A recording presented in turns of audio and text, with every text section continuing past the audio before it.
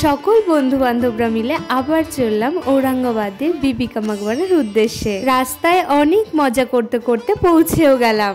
বিবি কা মাকবারা সকাল 8টা থেকে রাত্রির 8টা পর্যন্ত খোলা থাকে।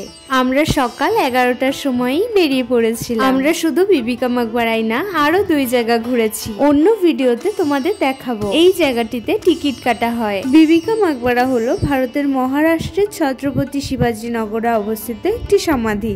এটি 1660 সালে মোগল সম্রাট ঔরঙ্গজেবের নির্দেশে পুত্র যুবরাজ আজিম শাহ তার স্নেহময়ী মা ইলাস ভানু বেগমের স্মরণে স্থাপন।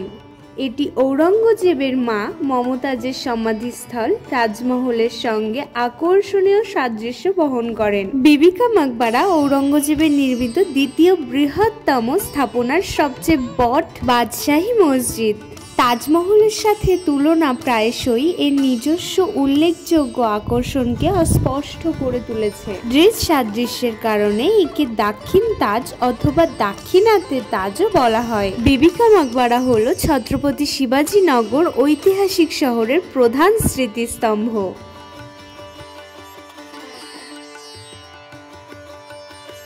তাজমহলে পুরোটা সাদা মার্বেল পাথর দিয়ে তৈরি করা হলেও বিবি কা মাকবারায় বেশিরভাগটাই সাদা সিমেন্টের ব্যবহার হয়েছে। ঔরঙ্গজেব এই সমাধিটি নির্মিত করার জন্য 7 লক্ষ টাকা বরাদ্দ করেছিল। তার মধ্যে খরচ করেছিল 6,67,203 টাকা 7 আনা।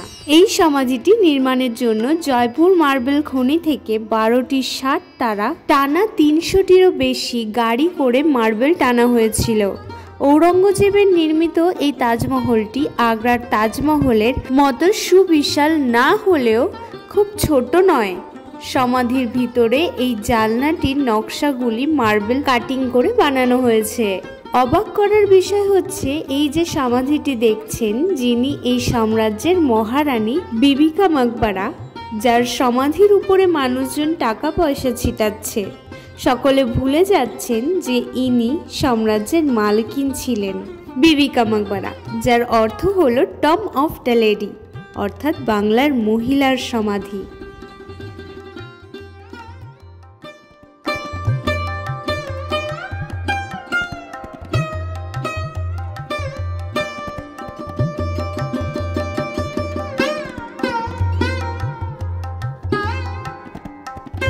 এই জায়গাটি যেটি তোমরা দেখতে পাচ্ছ, তখনকার দিনে এখানে নামাজ পড়া হতো।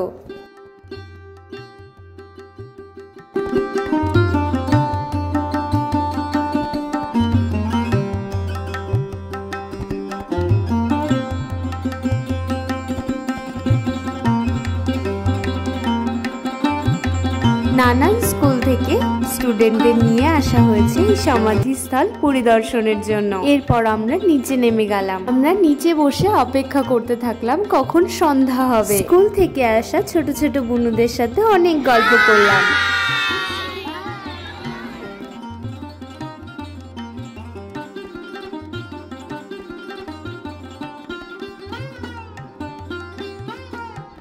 দিনের বেলায় একরকম ও রাতের বেলায় অন্য রকম। আমার তো দিনের বেলায় সব থেকে বেশি ভালো লাগলো। তোমাদের কখন ভালো লাগলো কমেন্টে জানিও কিন্তু। রাতের দৃশ্য দেখা হয়ে যাওয়ার পর আমরা রুমের পথে রওনা হলাম। আমার আঁকা এই ছবিটি ও পুরো ভিডিওটি তোমাদের কেমন লাগলো, ভালো লাগলে কমেন্টে জানিও কিন্তু।